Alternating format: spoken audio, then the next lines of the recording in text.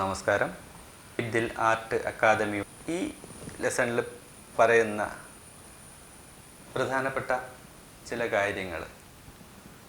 ഒന്ന്, നമ്മൾ ഒരു ചിത്രരചനയ്ക്ക് ആവശ്യമായ സ്ഥലം തിരഞ്ഞെടുക്കുമ്പോൾ ശ്രദ്ധിക്കേണ്ട കാര്യങ്ങൾ. മറ്റൊന്ന്, ചിത്രരചനയ്ക്ക് അല്ലെങ്കിൽ ഡ്രോയിങ്ങിന് തയ്യാറെടുക്കുമ്പോൾ കരുതേണ്ട കുറച്ച് കാര്യങ്ങൾ, മുൻകരുതലുകൾ.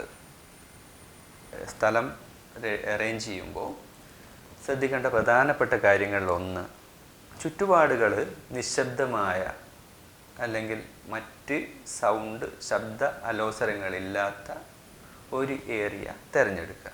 മറ്റ് അലോസരങ്ങൾ എന്ന് പറയുമ്പോൾ, ഇപ്പോൾ വീട്ടിൽ തന്നെ നമ്മൾ ഒരു സെൻട്രൽ ഹാളിലാണ് നമ്മൾ ഈ ഡ്രോയിങ്ങിന് തയ്യാറായിട്ടിരിക്കുന്നതെങ്കിൽ അടുക്കളയിൽ കിച്ചണിൽ നിന്നുള്ള സൗണ്ടുകൾ ഉണ്ടാവും, അപ്പുറത്തെ TV വർക്ക് ചെയ്യുമ്പോഴുള്ള സൗണ്ടുകൾ ഉണ്ടാവും. അതുപോലെ പുറത്ത് നിന്ന് വരുന്ന ഒരു ഗസ്റ്റ്, ആ സമയത്തുണ്ടാകുന്ന സംസാരം, മറ്റുള്ളവരുടെ സംസാരം, ഇതൊക്കെ നമുക്ക് ഈ ഡ്രോയിങ്ങിൽ ഇരിക്കുമ്പോൾ വളരെ ബുദ്ധിമുട്ടുണ്ടാകുന്ന കാര്യങ്ങളാണ്. ഇത്തരം കാര്യങ്ങൾ നമ്മളെപ്പോഴും ശ്രദ്ധിച്ച് വേണം ഇതിന് തയ്യാറെടുക്കാൻ. അതിന് നമ്മൾ ഒരു വീടിൻ്റെ ഒരു റൂം, നമ്മുടെ കുട്ടികളാണെങ്കിൽ അവർക്ക് ഉള്ള റൂമിൽ തന്നെ പരമാവധി അറേഞ്ച് ചെയ്യാൻ ശ്രമിക്കുക. ഇനി അല്ലെങ്കിൽ സ്പെഷ്യലായിട്ട് കൂടുതൽ റൂം ഉള്ളവരാണെങ്കിൽ ഈ ഒരു വീട്ടിൽ ഡ്രോയിങ്ങിന് അല്ലെങ്കിൽ ഈ ഇത്തരം ആക്ടിവിറ്റീസിന് വേണ്ടി ഒരു റൂം അറേഞ്ച് ചെയ്യാം. അങ്ങനെയാകുമ്പോൾ ഇത്തരം അലോസരങ്ങൾ ഒഴിവാക്കി നമ്മുടെ മൂഡ് മുഴുവനായിട്ട് നമ്മൾ അതിലേക്ക് ഇറങ്ങി നിൽക്കുന്ന രീതിയിൽ നമ്മളെ ചിന്തയും നമ്മളെ മനസ്സും ഒക്കെ പൂർണ്ണമായിട്ടും അതിലേക്ക് മുഴുകിയിരിക്കുന്ന രീതിയിലേക്ക് നമുക്ക് ഈ വർക്കിൽ ഏർപ്പെടാൻ പറ്റും. അതിൻ്റെ ക്വാളിറ്റി, അതിൻ്റെ റിസൾട്ട് എന്തായാലും തീർച്ചയായും നമ്മൾ ഈ വർക്കിൽ കാണാൻ പറ്റും. മറ്റൊരു കാര്യം എന്താണെന്ന് വെച്ചാൽ, നമുക്ക് ആവശ്യമായ മെറ്റീരിയലുകൾ കയ്യെത്തും ദൂരത്ത് തന്നെ വെക്കാൻ ശ്രമിക്കുക. പെൻസിൽ ഡ്രോയിങ് ആണ് ചെയ്യാൻ ഉദ്ദേശിക്കുന്നതെങ്കിൽ ഈ പെൻസില്, അതുപോലെ എറേസർ, റബ്ബർ, അതുപോലെ ഡ്രോയിങ് ബോർഡ്, ഇതൊക്കെ നമ്മുടെ ചുറ്റുവട്ടത്ത് തന്നെ റെഡിയായി നിൽക്കുന്ന രീതിയിൽ വേണം നമ്മളിരിക്കാൻ.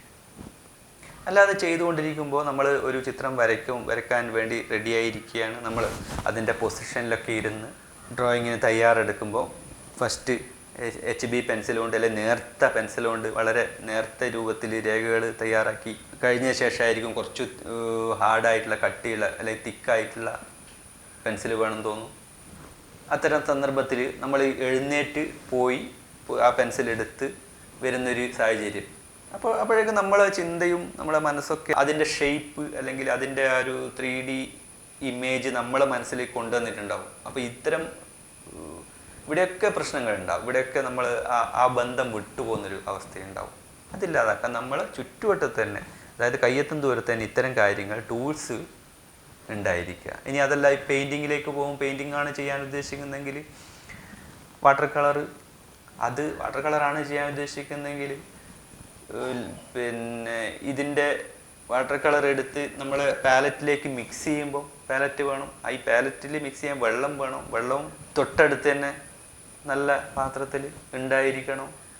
അല്ലെങ്കിൽ ഈ ഡ്രോയിങ് ചെയ്ത് അല്ലെങ്കിൽ ഔട്ട്ലൈൻ ഇട്ട് കഴിഞ്ഞ് നമുക്ക് എഴുന്നേറ്റ് പോയി വെള്ളം എടുത്തിട്ട് വരുമ്പോൾ ഉണ്ടാകുന്ന ആ കാലതാമസത്തിൽ തന്നെ ചിലപ്പോൾ നമ്മളെ കോൺസെൻട്രേഷൻ, നമ്മുടെ ശ്രദ്ധ വിട്ടുപോകും.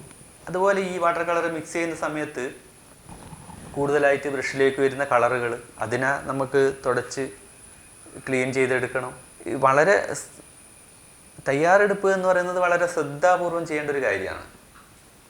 ഏത് കളറായാലും, വാട്ടർ കളറായാലും നമ്മളീ പറഞ്ഞ വെള്ളവും കളറും അതുപോലെ മറ്റുള്ള കാര്യങ്ങൾ. ഇനി ഓയിൽ കളറാണെങ്കിൽ ലിൻസഡ് ഓയിൽ പോലുള്ള അതിൽ മിക്സ് ചെയ്യേണ്ട മിശ്രണം വേറെ തന്നെ കരുതേണ്ടതുണ്ട്. അത്തരം കാര്യങ്ങളും ശ്രദ്ധിക്കേണ്ടതുണ്ട്.